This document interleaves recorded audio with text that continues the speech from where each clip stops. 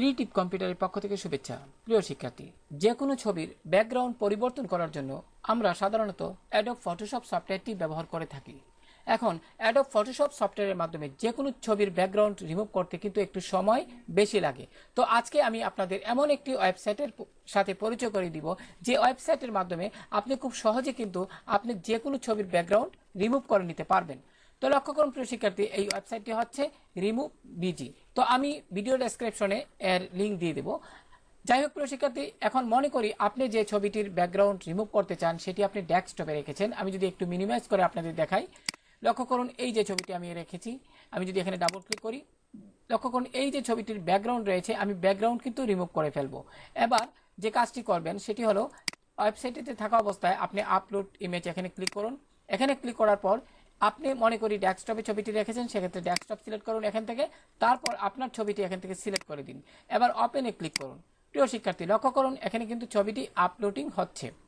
তো আপলোডিং হওয়ার সাথে সাথে কিন্তু লক্ষ্য করুন ছবিটির যে ব্যাকগ্রাউন্ড অল্প সময়ের মধ্যে কিন্তু রিমুভ হয়ে গেছে। এবার বিষয়টি কত একটি মজার বিষয়। তো আপনি যদি ডাউনলোড করতে চান, ডাউনলোডে ক্লিক করলে কিন্তু ছবিটি ডাউনলোড হয়ে যাবে। এছাড়াও প্রিয় শিক্ষার্থী, আপনি যদি এখানে যদিও এখানে ছবির অরিজিনাল ব্যাকগ্রাউন্ডটি কিন্তু রিমুভ হয়ে গেছে, আপনি যদি আরও কিছু অতিরিক্ত ব্যাকগ্রাউন্ড এখানে অ্যাড করতে চান, সেটাও কিন্তু আপনি এই ওয়েবসাইটের মাধ্যমে পারবেন। তো লক্ষ্য করুন এখানে এডিট, আমি যদি এখানে ক্লিক করি, ক্লিক করার পর লক্ষ্য করুন এখানে কিন্তু আরও কিছু ব্যাকগ্রাউন্ড এখানে তারা দিয়ে দিয়েছে। তো এক্ষেত্রে আপনি যদি একটু নিচের দিকে যান, আমি শুধু এখানে প্রক্রিয়াটা দেখালাম। লক্ষ্য করুন, মনে করি আপনি এখান থেকে এটি এই ছবিটি যদি এই ব্যাকগ্রাউন্ডটি যদি আমি এখানে যদি ক্লিক করি, লক্ষ্য করুন ক্লিক করার সাথে সাথে কিন্তু আপনার এই ছবিটির এখানে যে ব্যাকগ্রাউন্ড সেটি পরিবর্তন হয়ে যাবে। আমি যদি আবার ক্লিক করি, লক্ষ্য করুন কত সুন্দরভাবে আপনার ব্যাকগ্রাউন্ডটি এই ব্যাকগ্রাউন্ডটি যুক্ত হয়ে গেছে এখানে।